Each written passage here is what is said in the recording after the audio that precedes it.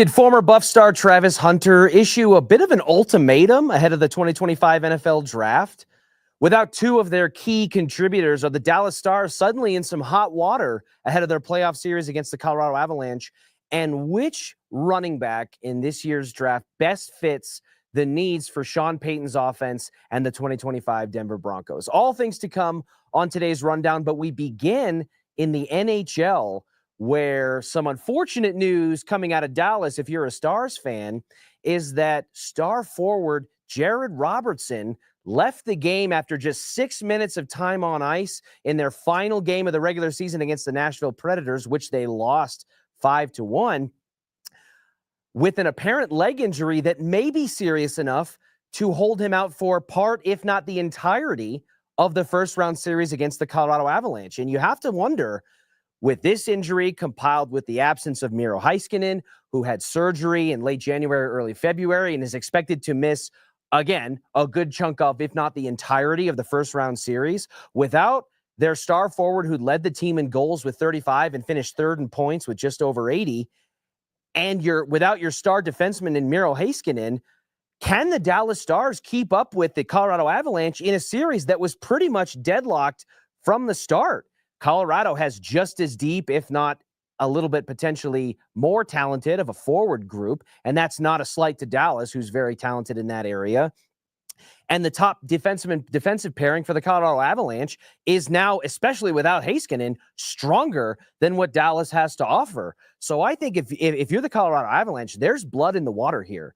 And there is going to be a need to strike early as the lower seed against a division rival, with all the emotion that's going to come into play with Mikko Rantanen returning to face his former team.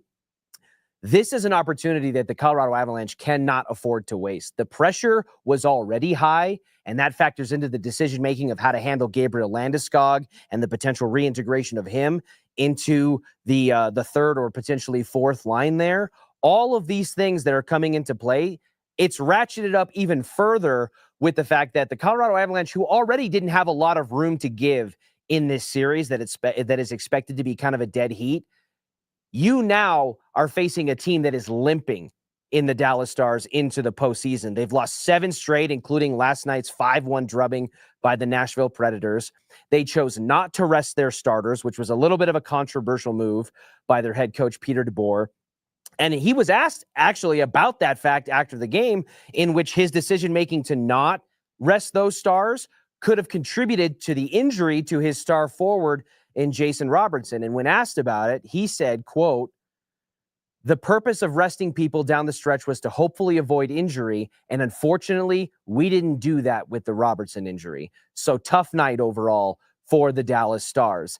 And there's a lot of backlash coming from the Stars fan base about mismanagement from the head coaching and managerial level. And I think some of that is justified. And you might say, hey, the Stars are deep enough that even without Robertson, especially if they get Tyler Seguin back, and even without Miro Heiskanen, who may be more of an impactful loss for them than Robertson, that the Stars are still deep enough and talented enough to beat the Colorado Avalanche, even limping a little bit as they currently are. And my response to that would be, no chance, man. If the shoe was on the other foot and we were looking at the Colorado Avalanche heading into a postseason series, regardless of seeding and regardless of what Gabe Landeskog's situation is, and they were without Valeri Nichushkin, and Devon Taves is probably a closest parallel I can think of off the top of my head to Heiskanen and Robertson, we would not be feeling very good about the Colorado Avalanche's chances to move out of the first round in the NHL playoffs. So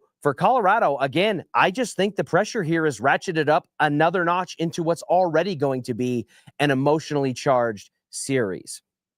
In the world of college football, and I guess soon the NFL, we got a little bit of an interesting tidbit to current Sports Illustrated cover person, Travis Hunter, who essentially gave a little bit of an ultimatum, perhaps, about his future outlook on the NFL if he isn't allowed to play both ways. That's been a huge part of the speculation when it comes to Travis Hunter, who was obviously all-conference level player, a Heisman Trophy caliber player on both sides of the football for the Colorado Buffaloes last season, playing an unprecedented amount of snaps over the course of 12 games.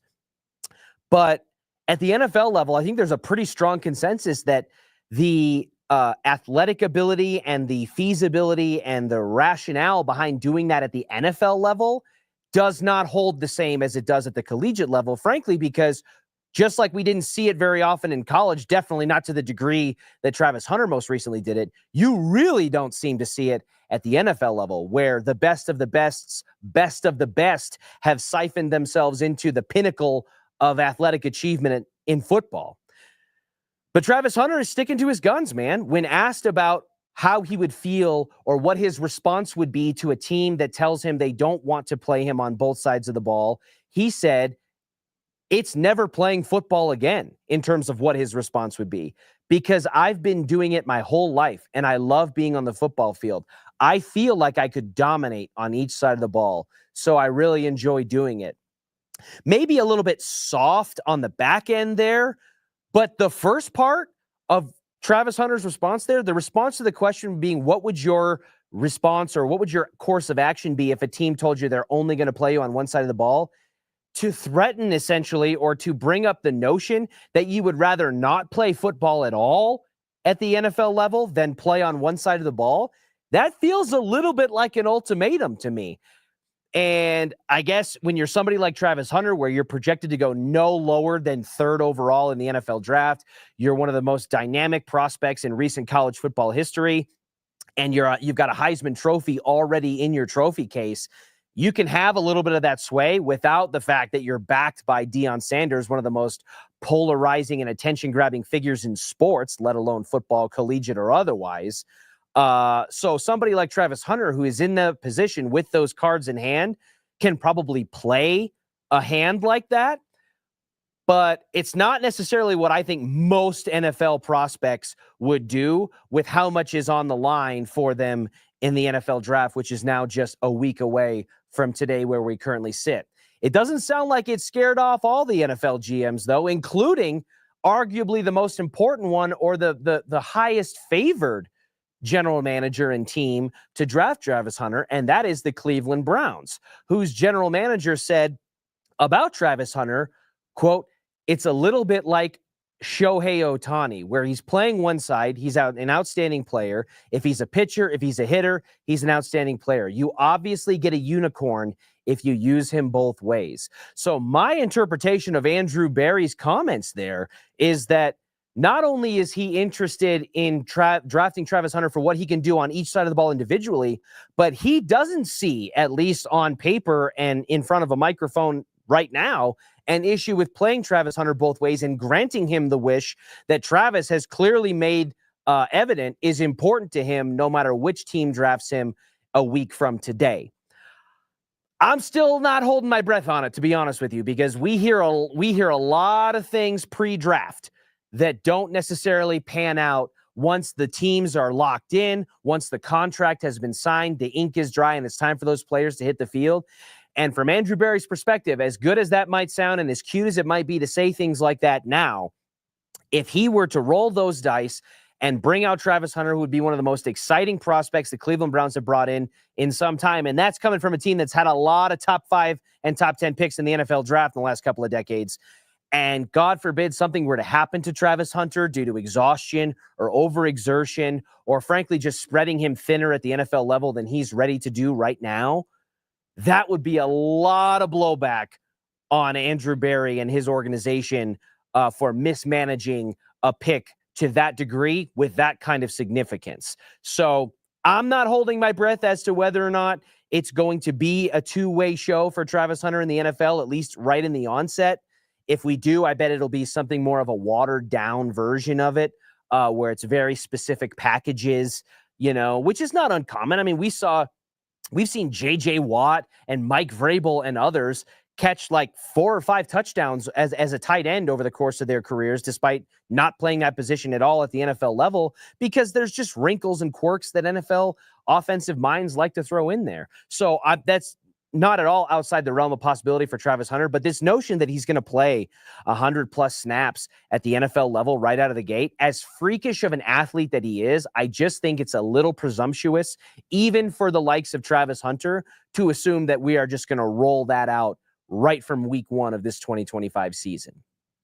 When it comes to the 2025 season for the Denver Broncos, one of the biggest questions that remains unsolved is who is going to be the face of the running back room in Sean Payton's third year here in Denver. We saw how it panned out with Javonte Williams and Jaleel McLaughlin and Sean Payton's most recent addition to the running back room in Audric Estime, and it was pretty underwhelming.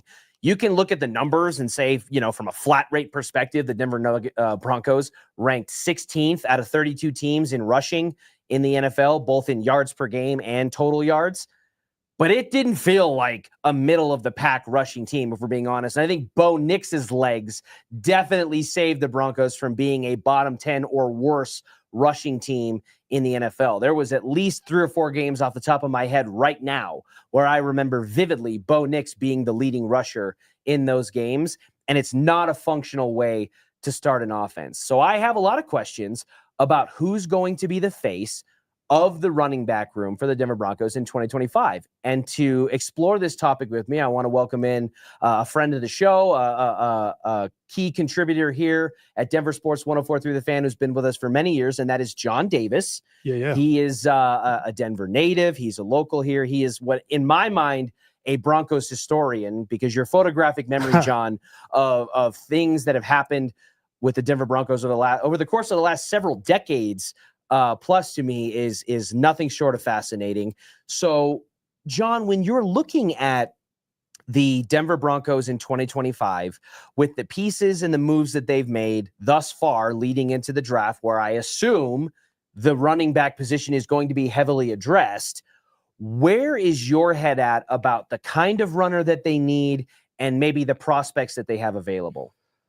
Well, right now they need 2 running backs. I mean, that's the big thing right now, but they haven't addressed it yet. Maybe it's Nick Chubb. They do that after the draft. There's going to be some guys available. What they need right now is they need somebody that when they're on the field, the defense has to focus on them. Mm-hmm. That's kind of the biggest problem that they have right now, is that there's nobody on this Broncos offense from the running back perspective that the defense is the defensive coordinator staying up all night. So you need somebody that's dangerous. Omarion Hampton is climbing fast. And Ashton Jeanty, the Saquon Barkley, Derrick Henry bump appears to be very real. We might be turning back to the bell cow where you've got one dude that just straight up dominates. But Omarion Hampton, I think, should be that guy. Ashton Jeanty, boy, that's a lot to go get. Mm-hmm. And I don't know if somebody's going to be willing to pass on him. But they have to address it aggressively, and that's going to be in the draft. The issue with the Broncos, I would say, for the past decade, since they got our guy, Noshawn Moreno, is that Monte Ball, mm-hmm. Devontae Booker, Royce Freeman, Javonte Williams, they think they can find this guy in the 2nd and 3rd round. Mm-hmm. They think they can Mike Anderson, Olandis Gary, Clinton Portis this thing. You don't have Mike Shanahan. You don't have a guy that can identify these types of people. So you need to get a running back that is clearly don't think you're just going to find some diamond in the rough. I think at this point with the Denver Broncos, they need to be, with Omarion Hampton specifically, if they have to trade up in the draft a few spots to get him, but they can't just say, we'll grab somebody in the 2nd round. They have to be aggressive with it, because right now, Bo Nix just, we can't keep going without this running back. Ironically, Monte Ball, it was just announced earlier today by our guy, Mike Kliss, is going to be announcing the Broncos' first day 2 pick in Green Bay. So you could have a situation where Monte Ball announces the pick where the Broncos draft the next potential successor in the running back room to have any semblance of success, since Monte Ball, you went back to Noshawn Moreno and the like. You mentioned Ashton Jeanty, and we've seen him now mocked by people like Dane Brugler, whose voices and names are as respected in the scouting and pre-draft process NFL community as any, with Ashton Jeanty going as high as 5th overall to the Jacksonville Jaguars.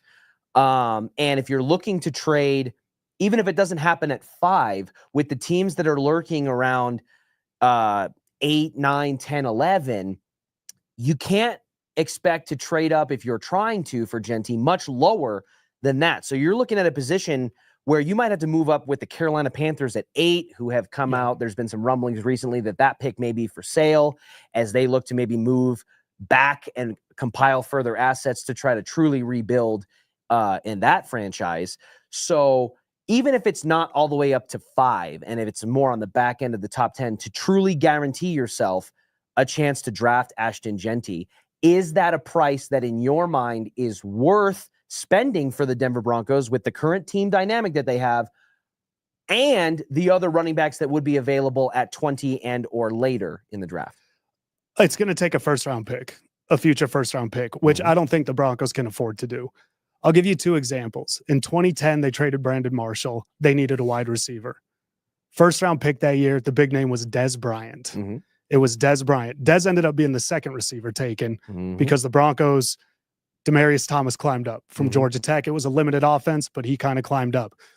Last year, they needed a quarterback. There's a bunch of big names out there. They waited for their guy. In both instances, now Dez ended up going behind Demaryius, but in both instances, they identified a guy, Demaryius Thomas, Bo Nix. They stuck with that guy. They didn't get caught up in the flash. They didn't get caught up in the biggest name. They got caught up in somebody that they think can help them. I'm doing the same thing here. Ashton Genty is splashy. Here's the problem with being a good team. You pick at 20. That's the price of doing business when you're a good team. So with them, Omarion Hampton, to me, that's a little more Demaryius. That's a little more Bo Nix.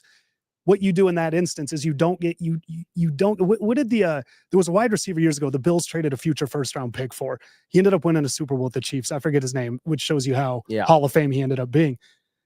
Identify a guy, and if it's Omarion Hampton, don't get Jerry Jones and try to get the splashiest name here.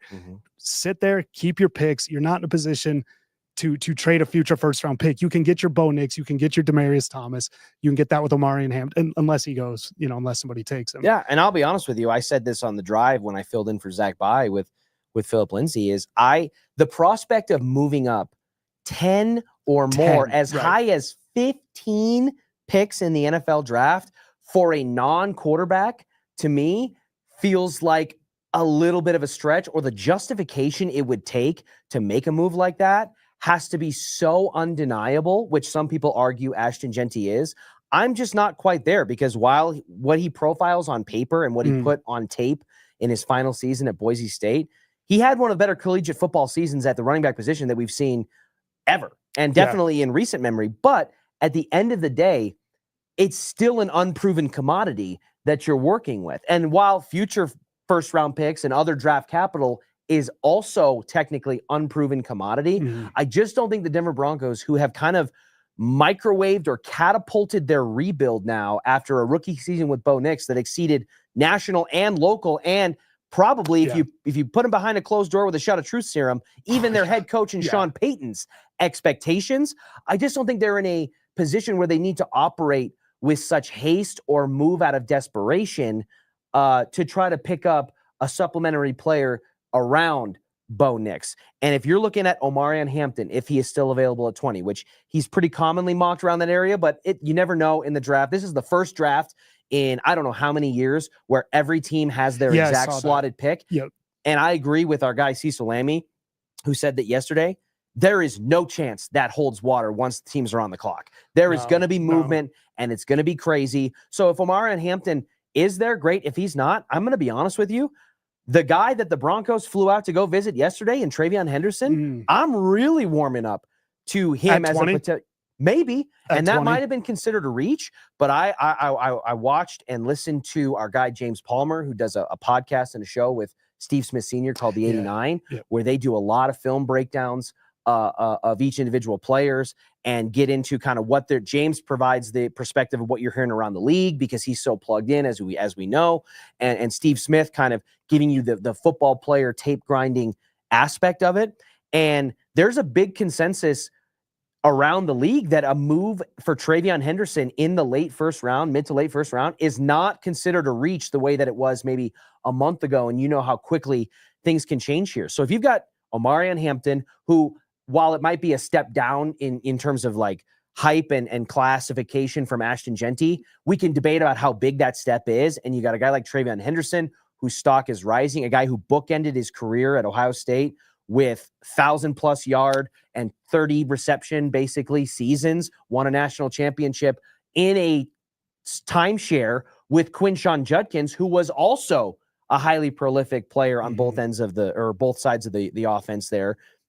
I just don't think there's enough desperation to try to move up for a guy like Ashton Genty when you have these other options available to you as early as 20th overall. Yeah, and with Omari and Hampton, I mean, if you have to trade up to get him 2 spots, you're talking a 4th, 5th. That's a little bit different. Micro movement. Yeah, that's something that you could talk me into with that. Travion Henderson's interesting. He's not as powerful. No. You remember one of the biggest things about our guy Philip Lindsay was everybody thought because of his size he was this on the edges, get him in space. But Phil run through the line. Yeah. He was really strong, and that's what made him so effective. That's why the Jaleel McLaughlin comparisons never really made sense to me. Because Jaleel couldn't do that. So with Travion, it's interesting. But to me, you are getting into a point, and I know I said they got to go get a running back and everything, but at some point it does still have to be the right pick. You can't force a position. You can't just take a guy because that's absolutely what you need. If it is Travion Henderson, I may be moving back because I think you're going to be able to get him a little bit later than 20. But they're flying him in. That could be some smoke screens. What if it's a situation where, because you say they could move back, what if the team that wants to trade back with you is like the Cleveland Browns wanting to get back in the first round to potentially draft a Shedeur Sanders if he slides or whatever? So you're not moving back from 20 to 26. You're moving at, do you think, do you feel that confident in, not taking a running back like Travion Henderson at 20 or potentially not making a pick in the first round and still getting the guys that you need? Yeah, it's ultimately, I say you could trade back, but the truth is, I mean, we all love Tim Connolly. He traded Donovan Mitchell thinking he was getting OG Anunoby. Yeah. So how did that work out? If you love Travion Henderson, if you love him, take him at 20. It's not a big deal to take the guy you like at 20. The problem where you get yourself into a mess is when you take a guy way early and you take Eli Apple to the Giants. That's one that I think of. There was plenty of other people on there. The main thing is target the running backs you want for the Broncos because you need one. You absolutely need one, and you may have to move around. Ashton Genty, that's probably too far up for what they need. They overachieved. This roster still has a lot of work to do. Omari and Hampton, I think you can get him without getting desperate. Yep. Travion Henderson, now it becomes one of those, okay, these guys are taking a running back. And you start to show your hand a little bit. I'll give you my calling card, though, for Travion Henderson, because I acknowledge that, from maybe like a power and size perspective, he concedes a little bit to frankly, his running back mate in Quinshon Judkins, let alone an Ashton Genty or perhaps an Omari and Hampton. But he does possess 3-down potential, specifically because he's the best pass protecting running back, arguably, that's huge in this draft. So he's got capable hands. He has 3-down potential as a runner, and he has the best, arguably, pass protecting skills among the running back group. And that's clearly an important sticking point in Sean Payton's offense, because if it wasn't, we wouldn't have had to watch Javonte Williams trot out there with how ineffective he was as a runner so many times throughout the course of the season. But Javonte, clearly and unequivocally the best pass protector in that room. And now I think that's evidence as to how important that is for Sean Payton. Well, and that's why in the coaching staff's different. Melvin Gordon stuck around because he could pass protect. Travion Henderson, look, the 3rd down, the ability to catch a ball out of the backfield, that's a big deal. We harp on the tight end so much with this team. Bo Nix wasn't the only victim about the tight end and running back issue last year. The wide receivers were. Yeah. Because if you're a safety and you're a middle linebacker and they're not throwing it out of the backfield and they're not throwing it to a tight end, you can cover up all these wide receivers all you want. So somebody that can come out of the backfield, I like that with Travion Henderson. My worry right now, I don't know if the Broncos are smoke screening right now with this visit with Travion Henderson. I don't know if this means, because the news kind of leaked late. Yeah. It is a little weird, the timing of this all. You had all this time to look at this guy. I really don't. We saw the Ashton Genty. The Broncos are heavy on me. Something seems kind of odd with these moves that they're doing lately. Maybe it's all to draft Omari and Hampton. I don't know. But it does feel either way. We don't want him to reach. We don't want him to trade all the way up. But they have to get a running back. That's what's weird. I would say they probably have to get a running back, if not on day 1, depending on how the board falls, on the front half of day 2, right? If we're waiting till the 3rd round to draft a running back to be your bell cow face of the room, considering you have really nothing going for you in that room right now, what would your emotion be if they're not drafting a running back until the 3rd round at the earliest? How would you feel about the offense going forward? It's not. I mean, at that point, anybody they get, you lucked into. Yeah. You're not taking somebody in the 3rd round that you think's great, we found our starter right here. The one thing we haven't talked about that I haven't heard a lot of with the Broncos to that is, okay, Travion Henderson, we don't think we should take him at 20. Maybe we take him at 28. That doesn't necessarily mean trading back in the first round. Maybe you trade back in to the first round and you take 2 first-round picks. That's not something that I've heard discussed a lot. They do say with this draft, the guy taken at 22 is probably not a whole lot different. Maybe the guy taken at 42. At that point, you're kind of looking at it. So you can convince a team. We saw the Bills do it last year with the Chiefs. They still got the guy they wanted. They traded out of the first round with Coleman, the wide receiver. So if I'm the Broncos, if Travion Henderson's there, maybe you don't want to wait till day 2. You take that wide receiver in the first round, whoever you take, or whoever you take the best player available. I don't care. But you trade back up, you stay aggressive on that running back. Waiting till day 3, that's the Royce Freeman, that's the Devontae Booker, that's the Javonte Williams. That's all. This is deep. We can find a guy. Everybody always says, oh, you can find a running back later. Who's the 2 best running backs in the NFL? Derrick Henry and Saquon Barkley. When were they drafted? Well, Saquon was high. 2 overall. Saquon was 2 overall. Derrick Henry slid, but that was more of a miscalculation. And where was Jahmyr Gibbs drafted? First round. Yeah, I was going to say high. These are first round running backs. The best running backs in the NFL. This whole Terrell Davis 6th round. Diamond that's Tom Brady. Diamond in the rough. Yeah.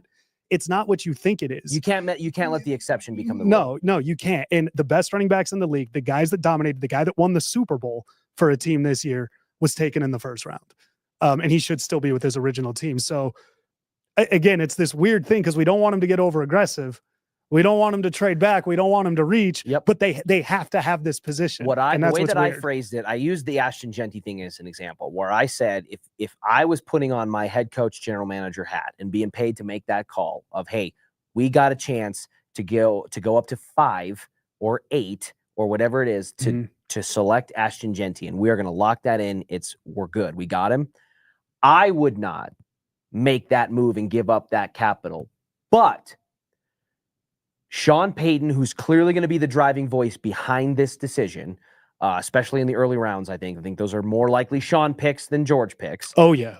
So Sean Payton, who came in and realized pretty quickly it wasn't going to work with Russell Wilson, felt so strongly about it that he banged the table to take on the largest dead cap hit in NFL history, to move on from him, to then turn around and draft the 6th quarterback taken off the board in the first round in Bo Nix, who he identified early on, it sounds like, and say that we are better at this draft evaluation. Literally say into a microphone, we are better at this, he did, than a lot of other people.